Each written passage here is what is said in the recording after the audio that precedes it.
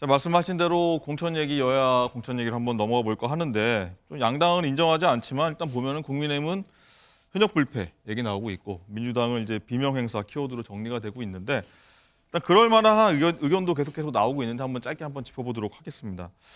박지원 본자님, 일단은 국민의힘 보면 국민 여론조사 비율이 높아서 현역이 페널티 받아도 살아남을 수 있었다 이런 분석이 나오고 있고요. 민주당은 하위 감점이 기존보다 좀 높아지고 그래서 애초에 비명계는 출발점부터 좀 뒤에서 출발했다 이런 지적도 나오고 있는데 뭐 일각의 언론에서는 악마의 디테일이다 뭐 이런 얘기까지 나오긴 하는데 어떻게 좀 분석하시겠습니까? 악마의 디테일이라는 표현도 굉장히 거친 표현인데요. 제가 보기에는 이런 것 같아요. 이 현역들은 인지도가 높잖아요. 네. 그러니까 여론조사하면 당연히 잘 나올 수밖에 없습니다. 그 이제 국민의힘 공천이 그렇게 흘러간 거예요. 양당이 좀 달라요. 예, 그렇죠. 민주당 같은 경우에는 실제 이제 의원들에 대한 평가에서 지역의 당원들에 의한 평가, 그다음에 보좌관들에 의한 평가, 당직자에 의한 평가, 그다음에 의원들 간의 다면 평가, 그 평가 비중이 실제로 높았고 거기에서 현격한 차이가 많이 났던 것 같아요. 나머지 정성 평가라는 것들은 생각보다 그렇게 많이 차이가 나지 않은 걸로 저는 그렇게 알고 있습니다. 네. 결국은 뭐냐면은 정당이라고 하는 것은 자기 당 고유의 색깔이 있는 겁니다. 민주당은 상대적으로 진보적인 정당, 국민의힘은 상대적으로 보수적인 정당. 만약에 그런 것이 아닌 보편적 국민 여론에 의해서 공천을 할 것 같으면 정당 정치를 안 해야죠. 그런 거 아니겠습니까? 그런 측면에서 어떤 분들이 봤을 때 저 의원이 왜 민주당에서는 점수가 적게 나와? 이렇게 이야기할 수 있습니다만 민주당에서는 그 기준이 아닌 겁니다. 민주당의 기준이 있는 겁니다. 민주당에 있는 분이 보수적인 뭐 국방 안보의식이라든지 이런 걸 갖고 있다고 해서 점수가 잘 나오는 게 아닌 거거든요. 그런 부분으로서 저는 정당의 고유한 특성으로서 좀 이해해 주실 필요가 있다. 그런 생각이 듭니다. 네. 좀 연장성상에서 좀 보면 어제 민주당 정선 결과에서 허위 20% 받은 친문 전해철 의원이 친문 양문석 전 방송통신위원한테 패해서 탈락했는데 신 의원님, 네. 일단은 비명 행사가 끝까지 이어졌다 이런 얘기 나오는데 어떻게 좀 지켜보셨어요? 비명 행사로 이번 스토리는 아마 마침표를 찍을 것 같습니다. 예.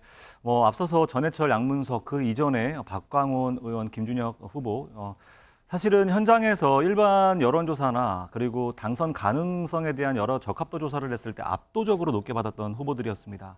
그런데 이 경선의 과정에서 그 결과는 전혀 반대의 결과가 나왔다라는 것이죠.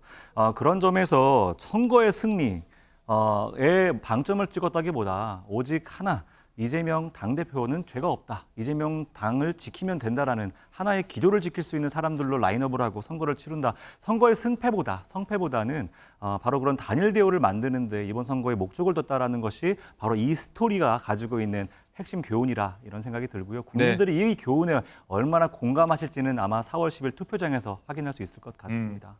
그리고 어제 좀 화제됐던 게 올드보이 얘기입니다. 올드보이들의 귀환.